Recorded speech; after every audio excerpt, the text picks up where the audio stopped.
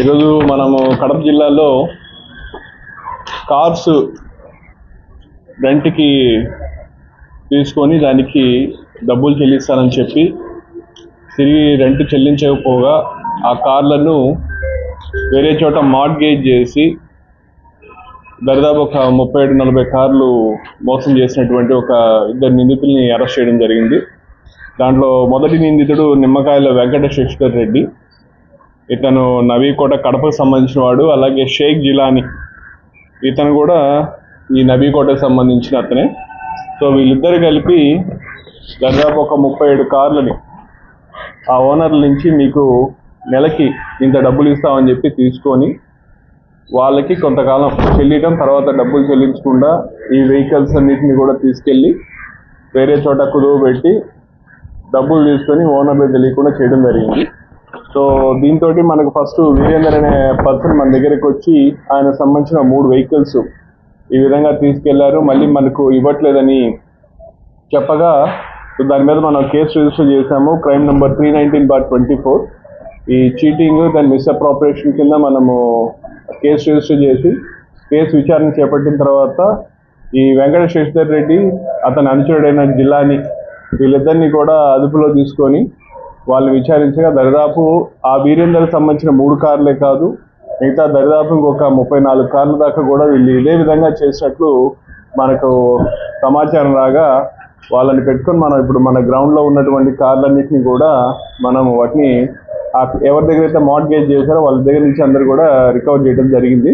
So కాబట్టి దీనికి సంబంధించి కడప తాలూకా పోలీస్ స్టేషన్లో మనకు కేసు రిజిస్టర్ అయిన తర్వాత మా ఇన్స్పెక్టర్ వెంకటేశ్వర్లు దీన్ని కొంచెము సీరియస్గా తీసుకొని దీనికి సంబంధించి దాదాపు ఒక 3 టీమ్స్ ఫామ్ చేసి మా కడప ఇన్ఛార్జ్ డిఎస్పీ గారు రమాకాంత్ గారు కూడా దీన్ని ప్రత్యేకంగా దీని మీద శ్రద్ధ వహించి అందరూ కూడా టీం కలిసి ఈరోజు ఈ కేసు డిటెక్ట్ చేయడం జరిగింది.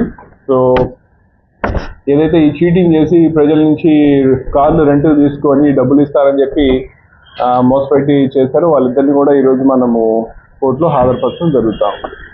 సో కాబట్టి ఈ పర్టికులర్ కేసులో పనిచేసేటువంటి మా సిబ్బంది అందరికీ కూడా నా ప్రత్యేకమైన అభినందనలు తెలియజేస్తున్నాను. సో ఉన్న సమాచారం ఏంటంటే ఇప్పుడు దాదాపు 37 కార్లు అంటే వీటి విలువ దాదాపు 2 కోట్ల దాకా విలువ ఉంది. సో చాలా మంచి వర్క్ నిజానికి. సో ఈ వర్క్లో పార్టిసిపేట్ చేసిన మా ప్రతి ఒక్క సిబ్బందికి కూడా నా తరఫున ప్రత్యేకంగా అభినందనలు తెలియజేస్తాను. ఇద్దరు కూడా నవీకోట కడపకు సంబంధించిన వాళ్ళే. సో ఈ మనకి ఎవరైతే శశిధర్ రెడ్డి ఉన్నాడో ఇతను ఎర్లియర్గా కియా మోటార్స్లో వర్క్ చేసేవాడు.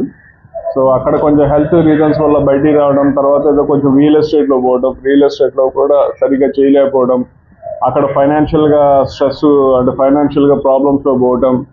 సో సబ్సిక్వెంట్గా ఇట్లా కార్లు రెంట్కి ఇస్తే నెలకి రోజుకి ఒక 500 అట్లా వస్తాయన్న ఉద్దేశంతో తీసుకొని ఎప్పుడైతే అతనికి అప్పుల వాళ్ళ నుంచి కొంచెము ఇవ్వాల్సిన అవసరం ఉందో ఇక వీటిని మార్ట్గేజ్ చేసి తనఖా పెట్టి డబ్బులు తీసుకొని ఇచ్చే ప్రాసెస్లో అటు తీసుకొని డబ్బులు మార్చి చేస్తూ ఇక ఒకదాని వెంట ఒకటి చేసుకుంటా వెళ్ళిపోయారు.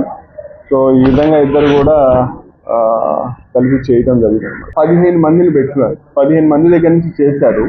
సో వాళ్ళకి మీకు రావచ్చు అనుమానం రావచ్చు, ఇప్పుడు వాళ్ళ దగ్గర కుదబెట్టి డబ్బులు తీసుకున్నారు కదా మళ్ళీ వాటికి ఏమవుతుందని. సో ఆ ముద్దాయి వాళ్ళందరికీ కూడా ఒక నిర్ణీత సమయం తీసుకొని వాళ్ళందరికీ ఆ డబ్బులు తిరిగి ఇస్తానని చెప్పి వాళ్ళకి బాండ్స్ ఇవ్వటమో చేయటమో ఆయన వాళ్ళకి చేసే విధంగా ఆయన ఏర్పాట్లు చేస్తున్నారు. అంటే ఇదంతా లేదు, వాళ్ళకి తెలియకుండానే జరిగింది. అది దాదాపు ఇదంతా కూడా మనకు జనవరి నుంచి స్టార్ట్ చేశాడు, బట్ ఈ మార్ట్గేజ్ చేయడం జూన్ నుంచే మొదలు పెట్టాడు. అంతా ఇట్ ఈజ్ ఓన్లీ 3 months నుంచే జరుగుతూ ఉంది. సో కాబట్టి అంత వెంటనే కాలేదు, ఆ విధంగా ఇవ్వట్లేదని చెప్పి మనకి కంప్లైంట్ రావడంతో మనము విచారణ మొదలు పెట్టాం. చేస్తే ఇన్ని ఉన్నాయని చెప్పి తెలిసిందనమాట. సో ఇప్పుడు ఆ ఓనర్లందరూ కూడా మనం ఇన్ఫార్మ్ చేసి వాళ్ళ కార్లు వాళ్ళకి హ్యాండ్ ఓవర్ చేయడం జరుగుతుంది. ఈ ఏటీఎం దానికి సంబంధించి ఆ కేరళలో పట్టుబడిన ముద్దాయిలు మన ముద్దాయిలు ఒకరు కాదండి, వాళ్ళు సెపరేట్ గ్యాంగ్. అయితే అందరూ కూడా హర్యానా స్టేట్కి సంబంధించిన వాళ్ళే, నూరు డిస్ట్రిక్ట్ సంబంధించి. సో మనకు కూడా దాంట్లో కొన్ని క్లూస్ వర్కౌట్ చేస్తున్నాం. త్వరలో వీళ్ళంత త్వరలో వాళ్ళు పట్టుకోవడానికి ప్రయత్నం చేస్తాము. కానీ అది డిఫరెంట్ గ్యాంగ్ వాళ్ళు. అండ్ మన టీంని కూడా అక్కడ పంపించడం జరిగింది, మన వాళ్ళు అక్కడ విచారించారు కూడా. సో వాళ్ళకి వాళ్ళు డిఫరెంట్ అనమాట. అందరూ ఒకే డిస్ట్రిక్ట్, వీళ్ళందరూ కూడా మేవాత్ నూహ్ డిస్ట్రిక్ట్ వాళ్ళు, హర్యానా. వీళ్ళు ఎట్లా ఉందంటే దాదాపు 15 గ్యాంగ్స్ ఆపరేట్ చేస్తాయంట వాళ్ళు. మొత్తం 15 గ్యాంగ్లు, ఒక్కొక్క గ్యాంగ్ 10 మంది ఉంటారు. అంటే దాదాపు 150 మంది నుంచి 200 మంది, ఇంకా ఎక్కువ మంది వాళ్ళకి ఇదే అఫెన్స్, ఇదే ఎంఓ.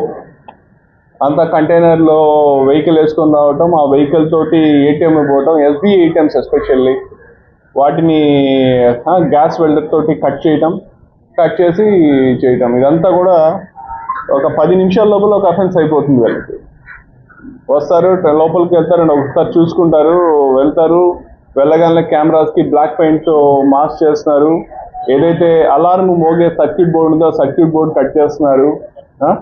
సో వేరే ఇంటర్నల్ సెన్సరీ బేస్డ్ అలార్మ్స్ తోటి ముంబై బ్రాంచ్కి వెళ్ళి వాళ్ళ నుంచి కమ్యూనికేషన్ వచ్చేటప్పటికి ఒక 1/2 అవర్ 45 మినిట్స్ పడుతుంది. సో మన వాళ్ళు వెళ్ళే లోపల వాళ్ళు 10 నిమిషాల లోపల అఫెన్స్ చేసుకొని వెళ్ళిపోతున్నారు. సో చాలా ప్రొఫెషనల్, బాగా ట్రైన్డ్ గ్యాంగ్స్.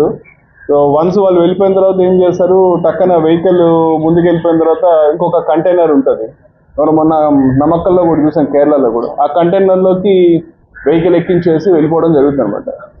సో మనం కూడా చేస్తాం, వెహికల్ ఎటుపోయిందని ట్రేస్ చేస్తాం. ఇంకా కొంచెం లీడ్స్ రావాల్సింది, వర్క్ చేస్తాం మనం కూడా. అండి నేను కలెక్టర్ గారితో కూడా మాట్లాడడం జరిగింది.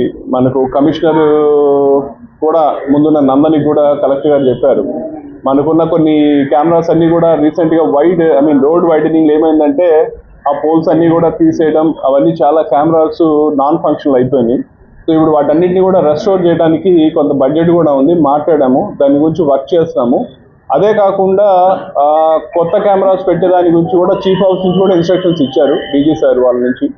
సో గవర్నమెంట్ లెవెల్లో మొత్తం అంతా రాష్ట్రం అంతటా కూడా ఎక్కువ కెమెరాలు అమర్చాలో చేయాలనే దాని మీద అయితే మన జిల్లా నుంచి కూడా దాదాపు ఒక 2000 ప్రదేశాల్లో కెమెరాస్ పెట్టాలని చెప్పి మనం రిక్వెస్ట్ కూడా పెట్టడం జరిగింది.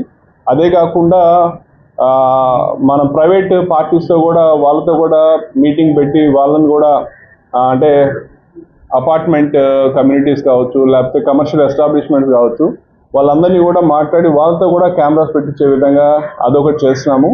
అలాగే ఇప్పుడు ఏదైతే ఎస్టాబ్లిష్మెంట్స్ ఆల్రెడీ ఎగ్జిస్టింగ్ కెమెరాస్ ఉన్నాయో అవన్నీ ఏమవుతున్నాయంటే కెమెరాస్ అన్నీ వాళ్ళు వాళ్ళ షాప్లోకో కేవలం వాళ్ళ డోర్ ముందు వరకు ఉండేటట్లు పెడతారు. సో కాబట్టి వాళ్ళందరికీ రిక్వెస్ట్ చేసి కొంచెం మన రోడ్డు మీదకి వ్యూ కనిపించే విధంగా కూడా చేస్తున్నాం. ఆల్రెడీ చేసాం, లాస్ట్ 4 రోజుల నుంచి కూడా దాదాపు ఒక 60-70 కెమెరాస్ దాకా చేస్తున్నాం. కడప టౌన్లో కూడా చేస్తున్నాం ఇట్లా అన్ని చోట్ల.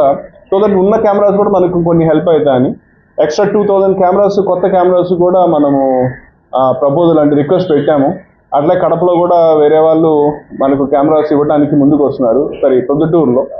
సో వీలైనంత త్వరలో ప్రొద్దుటూరులో కూడా దాదాపు ఇంకొక 70-80 కెమెరాస్ కొత్తగా పెట్టించేదానికి ప్రయత్నం చేస్తున్నాం. సో ఆ విధంగా అయితే కొంచెం కాంక్రీట్గానే ఎఫర్ట్స్ చేస్తున్నాము కెమెరాస్ పెంచేదానికి. త్వరలోనే ఆ విధంగా అవి అయ్యేటట్టు చూస్తామండి. ఏమవుతుందంటే కొంచెము safe usage of generating sticks, detonators కావట్లేదు. దానికి సంబంధించి నిన్న మనం రైడ్ చేసినప్పుడు కూడా ఒక పర్సన్ దగ్గర దాదాపు 3 బాక్స్ జెనరేటింగ్ స్టిక్స్ మనం పట్టుకోవడం జరిగింది. అట్లాగే 5 బాక్సెస్, అట్లాగే 3 బాక్సుల generating sticks, 5 bundles of detonators పట్టుకోవడం జరిగింది. సో వాళ్ళందరి మీద ఇప్పుడు కేసు రిజిస్టర్ చేసి యాక్షన్ తీసుకుంటాం.